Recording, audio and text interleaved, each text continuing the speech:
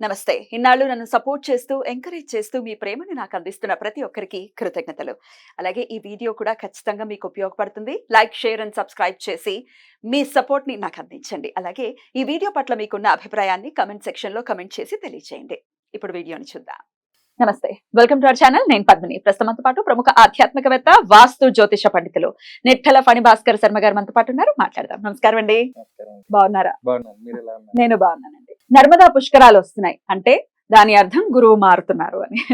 మే 1వ తారీఖు గురువు వృషభ రాశిలోకి వెళ్ళబోతున్నారు కాబట్టి సంవత్సరం కాలం పాటు ఆయన అక్కడే ఉంటారు కాబట్టి ద్వాదశ రాశులకి కూడా ఇచ్చేటటువంటి ఫలితాల గురించి ఒక్కసారి మీ ద్వారా తెలుసుకోవాలనుకుంటున్నాను. అయ్యో తప్పకుండా.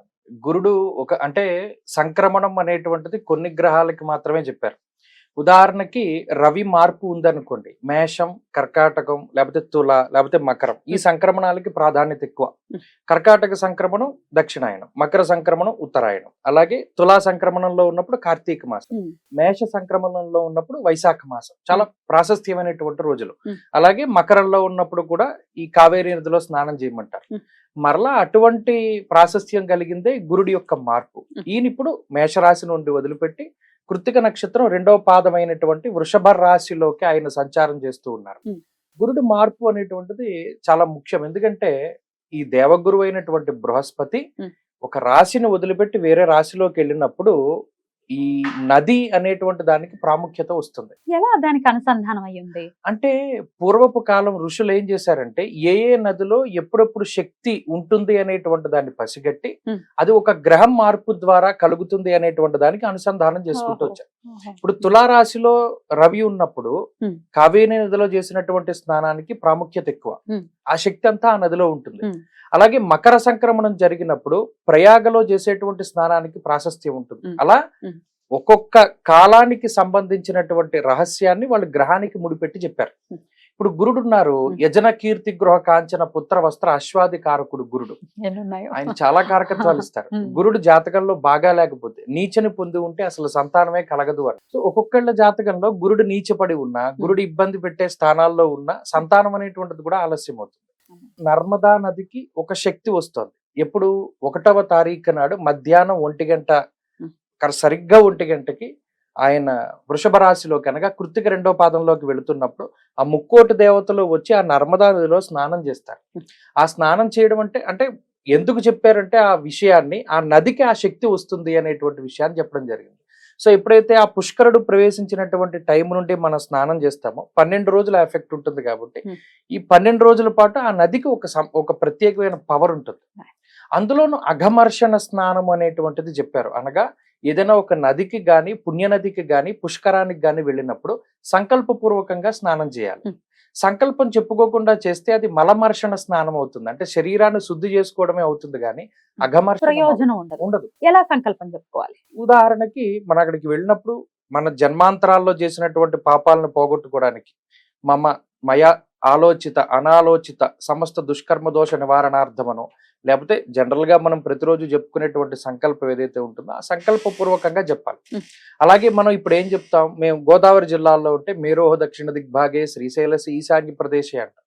అలాగే అక్కడ ఉన్న వాళ్ళైతే ఆ సంకల్పం చెప్పుకోవాలి. అలా ఏదైనా ఒక బ్రాహ్మడు అక్కడ లోకల్ గా ఉండేటువంటి వారిని వాళ్ళు చక్కగా జరుగుతుంది, శాస్త్రోక్తంగా జరుగుతుంది. అది అఘమర్షణము అన్నారు. అంటే పాపాలని పోగొట్టేటువంటి స్నానము. అక్కడ దాకా వెళ్ళలేని వాళ్ళకి ఇంకో ప్రత్యామ్నాయం ఉందా? ఉంటుంది. ఏదైనా మంత్రపూర్వకంగా చేయొచ్చు.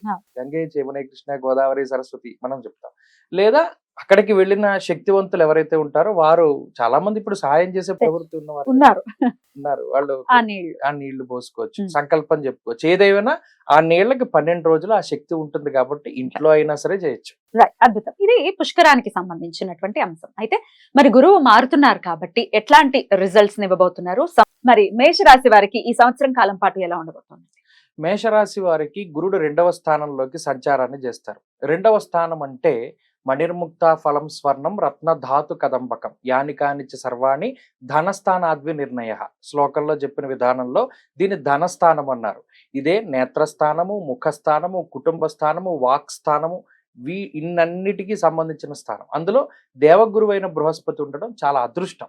ముఖ్యంగా దీనికి ఇంకో కాన్సెప్ట్ కూడా ఉంటుంది, మూర్తిమంతాలు అంటారు. అనగా గురుడు మారేటువంటి సమయానికి చంద్రుడు ఏ రాశిలో ఉన్నారో పరిశీలన చేసుకుని ఆ చంద్రగురుల సంచారాన్ని అనుసరించి ఒక్కొక్క రాశికి ఒక్కొక్క మూర్తిత్వాన్ని ఇస్తారు, అదే ఫాస్ట్ వెళ్ళిపోతారుగా చంద్రుడు. మారుతూ ఉంటారు. మ్మ్. ఉదాహరణకి ఇప్పుడు గురుడు ఎన్నింటికి మారుతున్నారు? 1వ తారీఖు మధ్యాహ్నం 1 గంటకి. అవును. ఆ సమయానికి చంద్రుడు ఏ రాశిలో ఉన్నారో చూసుకుని మ్మ్. ఆ రాశి మేషానికి ఎన్నో రాశి అవుతుందో చూసుకుని మూర్తిత్వాన్ని కడతారు. మ్మ్. సో ఈ మూర్తిత్వాల వల్ల అంటే సువర్ణమూర్తి, రజతమూర్తి, తామ్రమూర్తి, లోహమూర్తి అని 4 రకాలు ఉంటాయి. ఏ మూర్తి అవుతున్నారు మేషరాశి వారు? మేషరాశి వారికి ఆయన తామ్రమూర్తిగానే సంచారం ఇస్తారు. అనగా అక్కడ రిజల్ట్ ఎంత పర్సెంట్ వస్తుంది అన్నది కూడా మనం అంచనా వేయొచ్చు. వేసుకోవచ్చు. మ్మ్. అయితే 2వ స్థానం చాలా మంచిది. సరే, మూర్తిత్వాలను కూడా దృష్టిలో పెట్టుకుని చెప్తే మనస్సౌఖ్యం యశోవృద్ధిం సౌభాగ్యం చ ధనాగమ. గోచారంలో చెప్పిన శ్లోకం ఏంటి అంటే మానసికమైన ప్రశాంతత వస్తుంది.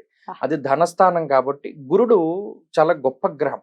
బృహస్పతి స్థితే లగ్నే దివ్యదేహో సుభాషిత. లగ్నంలో ఉంటే గొప్ప దేహాన్ని ఇస్తాడు, అనగా ఎక్స్పాన్షన్ చేస్తాడు దేన్నైనా సరే.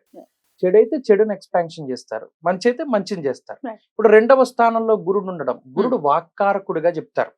వాక్కారకుడు ఎప్పుడైతే వాక్ స్థానం అందు ఉన్నారో వాళ్ళు అనర్గళమైనటువంటి ప్రతిభని ప్రదర్శించగలుగుతారు. Beautiful. అలాగే యశస్సు అనగా కీర్తి ప్రతిష్టలు అది వృద్ధి చెందుతుంది.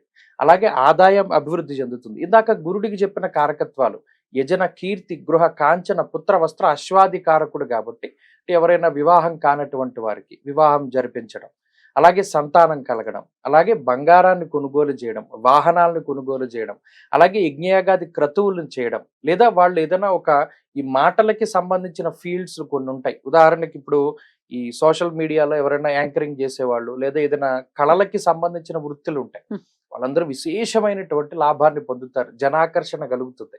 అద్భుతం. అలాగే గృహయోగం కలుగుతుంది. మెయిన్ మేషరాశి వాళ్ళు ఎవరైనా ఇల్లు కట్టుకోవాలి, లేదా స్థలం కొనుక్కోవాలి, పొలం కొనుక్కుంటారు, లేదా ఇల్లు అమ్ముడవ్వాలి, అమ్ముడవుతుంది. ఇలా ఏది ఏమైనా సరే గురుడు అన్ని విధాలుగా ఆదాయాన్ని పెంచుతూ ఉంటారు. వ్యాపారాభివృద్ధి, ఉద్యోగాభివృద్ధి, సంతానాభివృద్ధి, కుటుంబాభివృద్ధిలో అన్ని అభివృద్ధిలే ఉంటాయి. అద్భుతం. అయితే చాలా మంచి పీరియడ్ గా కన్సిడర్ చేయొచ్చు మేషరాశి వారికి. వక్రగతులు ఉంటాయి, రుజుమార్గాలు ఉంటాయి. ఏదేమైనా ఈ సంవత్సరం మొత్తం వృషభంలోనే ఉంటారు కాబట్టి సంవత్సరం మొత్తం ఈ రాశిలో సంచారం చేస్తూ ఉన్న కాలం అంతా మేషరాశి వారికి మంచిది. అయినప్పటికీ ఏదైనా ఆరాధన చేసుకోవచ్చు. గురుబలాన్ని సాధారణంగా పెంచుకోవడానికి గురువు యొక్క ఆరాధనే మంచిది.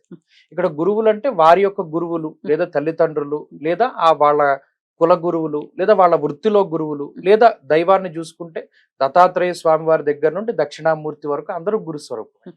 ఎవరినైనా ఆరాధన చేయొచ్చు. తప్పకుండా మంచి కాలం కాబట్టి, చాలా యోగవంతమైనటువంటి కాలం కాబట్టి వీరికి చాలా పీస్ఫుల్ గానే ఎలాగో ఉంటుంది, అలాగే ఉండాలి అని మనస్ఫూర్తిగా కోరుకుంటూ చాలా అద్భుతంగా మాకు వివరించారండి. నెక్స్ట్ ఎపిసోడ్ లో వృషభ రాశి గురించి మాట్లాడుకుందాం. థ్యాంక్ యూ సో మచ్ అండి. నమస్తే.